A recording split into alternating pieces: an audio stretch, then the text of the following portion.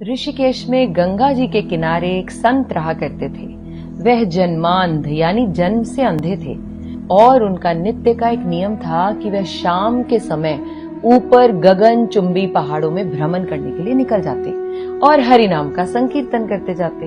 एक दिन उनके एक शिष्य ने उनसे पूछा, बाबा आप हर रोज इतने ऊंचे ऊंचे पहाड़ों पर भ्रमण हेतु जाते हैं, वहां बहुत गहरी गहरी खाइयां भी हैं और आपको आंखों से दिखलाई नहीं देता, क्या आपको डर नहीं लगता? अगर कभी पांव लड़खड़ा गए तो? बाबा ने कुछ नहीं कहा और शिष्य को कहा कि शाम को तुम मेरे साथ चलना। पहाड़ों के मध्य थे और बाबा ने शिष्य से कहा, जैसे ही कोई गहरी खाई आए तो बताना। दोनों चलते रहे और जैसे ही गहरी खाई आई, शिष्य ने बताया कि बाबा गहरी खाई आ चुकी है। बाबा ने कहा, मुझे इसमें धक्का दे दो। अब तो शिष्य इतना सुनते ही सकपका गया। उसने कहा, बाबा मैं आपको धक्का कैसे दे सकता हूँ? मैं ऐसा हरगिज नहीं कर सकता। आप तो मेरे गुरुदेव हैं। मैं तो किसी अपने शत्रु को भी इस खाई में नहीं धकेल सकता। बाबा ने फिर कहा, मैं कहता हूँ कि मुझे इस खाई में धक्का दे दो।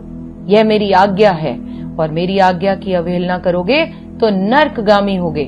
शिष्य ने कहा, बाबा मैं नर्क भोग लूंगा मगर आपको हरगिज इस खाई में धक्का नहीं दे सकता, नहीं धकेल सकता मैं आपको इस खाई में। तब बाबा ने शिष्य से कहा, रे नादान बालक, जब तुझ जैसा एक साधारण प्राणी मुझे खाई में नहीं धकेल सकता तो बता मेरा मालिक भला मुझे कैसे खाई में गिरने देगा?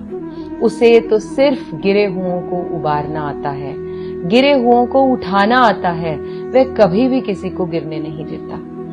जब जब आपके मन में ये बात उठे कि परमात्मा ने क्या मेरे लिए कुछ सोच भी रखा है कि नहीं, क्या वो मुझे जीवन भर ये कष्ट ही देते रहेंगे, ये मुश्किलें ही देते रहेंगे, क्या परमात्मा मेरी तरफ देख भी रहा है या नहीं, तब उस पल अपने आप से कहें, वह पल पल हमारे साथ है, बस हमें विश्वास रखना होगा उस पर।